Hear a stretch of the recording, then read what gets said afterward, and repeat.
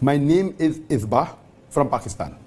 Why don't you give public lectures as you used to give before?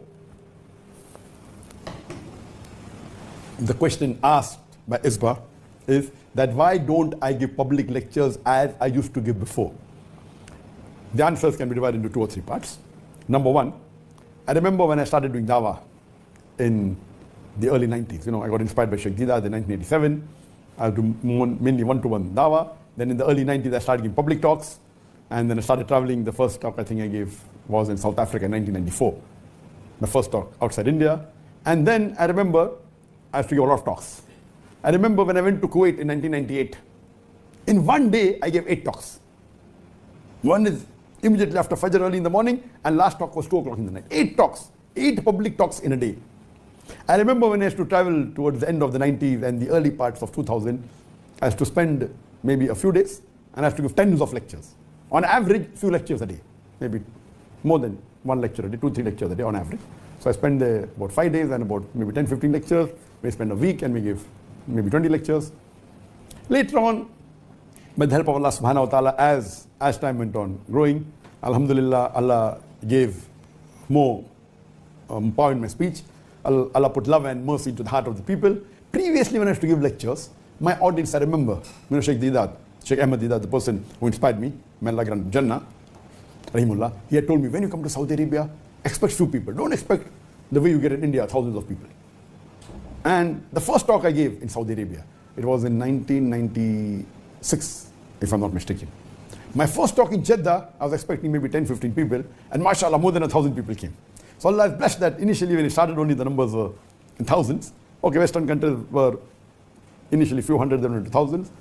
But as talks, as Allah subhanahu wa ta'ala kept on putting love of me into the hearts of the Muslims and even many of the non-Muslims, then the strategy changed, and maybe in the year 2010 onward, etc., I preferred giving few lectures with larger audiences. And that's how my talks became few, but the numbers became large. And then we were more involved in the media. We used to record the programs and see to it that many people used to watch. So that's how most of the talks abroad, used to have large gathering. Maybe if you see from the year 2010 to 2016, we had to travel a lot. The audiences abroad were 5,000, 10,000, 20,000, 50,000, large gatherings. In India, it was 100,000, 200,000, 500,000, 1 million. So few lectures, larger audience. If you count the number of people in public talks, every year increased. Means if I went to a city and spent 5 days and gave maybe 15 talks, or spent 2 weeks and give 20 talks. Now I go to a country, I give talks only on the weekends. But the number of people coming for the talks, for those 2 talks, are much more than 10 talks put together. That's number one. But that's not the only thing. We also record this on the media, and when it goes on the social media, people watch to a larger number on social media and on the satellite channel. So when we started the satellite channel in 2006, our main focus was see to it that programs on the satellite channels are good. So my talks became less, but the reach became more. Now the satellite in 2016, Peace TV English alone had 100 million viewers. Then Urdu, mashallah, had 80 million viewers. Bangla had 50 million viewers. Chinese had 20 million viewers. Now the viewership has a little bit declined. So previously it was about 250 million all put together. Now it may have reduced to maybe 200 million all put together. Because the social media is getting more and more. More people are watching social media, but the television yet has its advantage. So now because of social media, we are coming on the social media. The Facebook is there. Now my Facebook has 23.9 million mashallah subscribers. The YouTube has 3.89 million subscribers, and the Instagram, so on and so forth. So in terms of lectures, I do agree. With the public lectures, I do agree. It has reduced. And, because of the onslaught of the Indian government in 2016, after that, 2016, I only started traveling to countries which are more friendly to Muslims, as well as those countries which I know doesn't have good hold of India. As you know that because of the onslaught of the Indian government, the BJP government, Narendra Modi had to do hijrah in 2016 from India to Malaysia. After I did hijrah, of course the Indian government was after me. So after 2016, whenever I traveled to any country, whether Muslim or non-Muslim country, I did not travel to the country until I had invitation from the head of state or the home minister. So all the countries that I've traveled after 2016, all it was an invitation, or it was a sanction, or a nod from the head of state, whether it be the Prime Minister, or the President, or the Sheikh, or the King, or the person, or from the Home Ministry. Because I wanted to be safe and secure, because India is a very powerful country, and you know that Modi is very powerful, and is close to many countries, especially Muslim countries. So any country I went, I saw to it that it was hosted by the government, by the head of state, or by the Home Minister.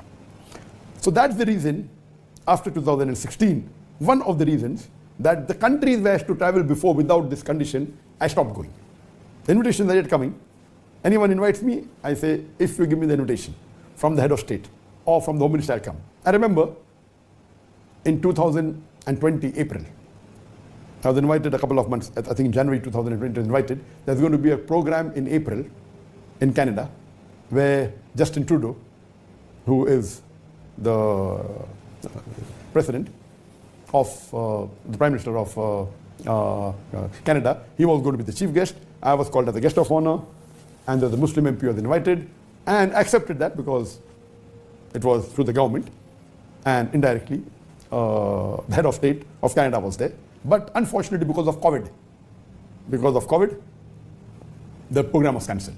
So one thing that in between, okay, in 2016 I traveled to many countries, 17 I traveled, but during the span, when I came and I migrated to Malaysia, I was here for 1 year rest, and then I started traveling again, but then COVID came. So in 2020 and 21, I did not travel because of COVID. But one thing good that happened is I started this session as Dr. Zakir. In 2020, I remember in Ramadan, it was in April, the lockdown came in March, and I said, okay, now I cannot travel, all the programs have been cancelled, there was no talk, not in Malaysia, not outside, so what to do? And I like giving talks. So we started this as Dr. Zakir, and that time when we started in Ramzan, in April 2020, I used to give twice a week. But then I realized that giving twice a week, reading the questions, we thought it would be easy, only the talk and maybe a couple of other preparation and giving the talk. We realized that average in a week, 20,000 questions started coming. So the biggest ordeal is to read these questions. So I had a team, and my team doesn't read all the 20,000, maybe 5,000, 6,000, whatever they read. From that, they passed me 100 questions. From that 100, I select 20 questions to answer, approximately. So then, after Ramadan, because of all my other activities, the satellite, etc., I reduced it to once a week. And when the COVID ended, maybe in 2021, 2022, when my son Farik came to Malaysia, or he was in Saudi, that time we used to join. I used to handle 1.5 hour, my son half an hour. But then I handle, as Dr. Zakir, on the first and the third Saturday, and my son handles, as Sheikh Farik, on the second and the fourth Saturday. So many. But because we reduced, I changed from 1.5 hour to 2 hours. So the length has remained approximately same. Previously was, in Ramadan it was 1 hour, twice a week, then became 1.5 hour once a week. Now it becomes 2 hours to 2 hours 15 minutes twice a month. So it comes to approximately 1 hour a week for me, but Farik additional takes 1 hour every fortnight, so 2 hours a month. But naturally the audience on the social media live, on the Facebook, on the YouTube, on the Instagram, on the Peace TV, the thing is large. But coming back to your question, yes, public talks has reduced. The one thing is there, I prefer public talks because in public talks I enjoy, and I'm giving a talk standing, I can see the audience live. It's different than talking in front of a camera. Both are different.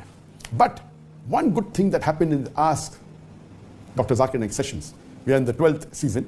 The first Ramadan season had about 9 sessions. Now each of the season have normally 6 sessions, sometimes 7. So already 12. So already more than 70 sessions have taken place, for about 1.5 to 2 hours. And more than 1,500 questions have been answered. The difference in this and the public lecture is, the public lecture is good, of course, inspiring, a lot of cameras, audiences there, 5,000, 10,000, 20,000, 50,000. And even at this time, in Malaysia, before the COVID, I had given the talk, just before the COVID in 2019, and I gave a talk in Malaysia, in Kelantan, there were more than 100,000 people. In 2017, when I gave in Indonesia, there were 110,000 people in Jakarta. So the audiences, of course, those talks with the number of cameras, 12, it's much better. In terms of impact, it is 10 to 20 times better. But as far as the talks are concerned, excellent. As far as the questions are concerned, there were many questions which were repetitive. And we cannot say this question has been asked 1 year back, I cannot answer.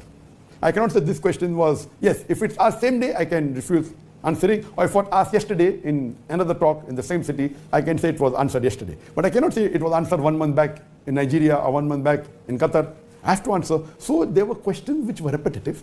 So if you remove the duplicate, suppose every public talk, I may handle about 10 to 20 questions, out of which more than 50% are repetition. Or some question which ask twice, some 3 times, some 10 times. So the net impact, you could say unique question, you could say 25% only. Absolutely unique. In this program, ask Dr. Zakir, the repetitions are very few. Maybe less than 10%. So when we get this 20,000 question, my staff has been trained that if the questions normally which I've already answered in public lectures, avoid them. If it is already answered in this, avoid them. Sometimes there are repetition if it has a different angle. So there are questions which are repeated. Therefore, I say 10% less than that. It may have a different angle, so half the answer may be same, half may be new. So the questions are unique. So in these 3 years, 20, 21, 22, this 3 or 4 years, the question on my Ask Dr. Zakir is more information than all my questions in about 15 years of my public lecture. Yes, I purposely do not repeat what I've already given. So most of the comparative questions that I've answered in the public, I'm not answering here. Most of the common questions, it's being asked, but I'm not selecting it. So the difference in this is that which is more beneficial for the ummah. So I feel that this question answer session, of course the impact of the audience is far better. I personally love it more. I like the audience, I get the live feel. But the benefit for the ummah is that this question answer session has its own impact. The talk has its own impact. But the second part of the talk with the question answer session, this is better. So I feel both are required. That's the reason I've given my editors more weightage for editing the question answer session, the Ask Dr. Zakir. So both has, of course, the impact of a public lecture with the audience, with the jimmy jib. This is only with 3 cameras.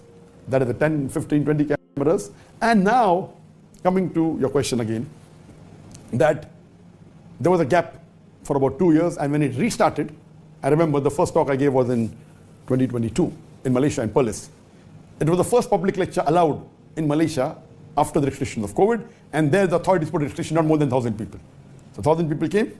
It was Dr. Zakir history, Dr. Zakir Naik story, from Bombay to Hijrah to Malaysia, and it was a 2.5 hours lecture. Now the situation is that when I started sending the request, I will only accept invitation if it's in this year, 2024, I got invitation from about 14 countries. Normally for public lectures in 2016, 2015, I normally accept invitations, pure public lectures, about 3 or 4. 3 or 4 countries, and in the Gulf country. Gulf country was common, going to Dubai, going to Saudi, going to Qatar was common. So besides these 3 countries where I have to go repetitive every year, additional maybe 3 countries. Now in this year, I received invitation from 12 to 14 countries, fulfilling this criteria. So I decided, okay, go to at least 8 countries this year. So because of that, mashallah, we recently, just a couple of months back, we purchased the best of cameras. When we used to travel before to any country abroad, we used to travel with a crew of about 50 people. And with me and my family, about 50 different crew. With me and my family, about 60 people used to travel. So when we went to Gambia, we went to Nigeria that time, so crew used to go out. So at that time, we used to travel with 14 cameras. This time we purchased, again, the best cameras that's available in the world. Just a couple of months back, we purchased the Sony Venice 2, which is 8.6K. And we purchased the original lens, which is the best lens in the world. What we did that, we purchased the 7 high quality best cameras in the world, and we are continuing with these cameras that we're recording. These are the FX9, which are cinematic cameras, but of a lower end. So we'll do the recording with 10 cameras, and we decided to travel with about 15, 20 people. Previously it was 50 to 60 people. Now we decided we will make the crew a bit less, so 20 people. And because we accepted the invitation, that's the reason this Ask Dr. Zakir did not happen for the last 6 months. I was away. But naturally there was Ramadan in it, there was Hajj, not only lectures. But even now I was supposed to travel to an African country, but because there was some problem and riots, it got postponed. And inshallah, it will again start from September, October, November, December, again I'll be traveling. And when I travel, Ask Dr. Zakir Naik doesn't take place because we're busy with that. So both has its pros and cons. Allah knows best. He had the Ask Dr. Zakir Naik, for about 3 years. And then it reduced, it's yet continuing. Now, inshallah, from this year onwards, from 2024, there'll be more public lectures. And inshallah, I hope it will benefit for the Ummah, it will benefit me in this world and also in the Akhirah. So the public lectures, inshallah, will not be the same as before in the 90s and 2000s, but inshallah go back to what we used to do in 2013, 14, 15, 16, where travel at least to 4 or 5 countries and have large audience. And we pray to Allah subhanahu wa ta'ala that now the audiences will be larger. There are new topics that have come, but there's good news for you. Inshallah, after 6 months, in January, that is in the last week of January, from the 24th, 25th, 26th, for 3 days, Friday, Saturday, Sunday, 2025, we'll be having not the same level of the peace conference what we used to have in Bombay, but we'll be having the Pearl-e-Sunnah convention. This year, there were 6 speakers, and I spoke to the Mufti and the authorities, and they agreed this time they'll have 18 speakers. It's going to be for 3 days, and 18 speakers, international speakers, most of them who come on Peace TV will be there. It'll be for 3 days. It will not be the same large audience, but at least the speakers will be together.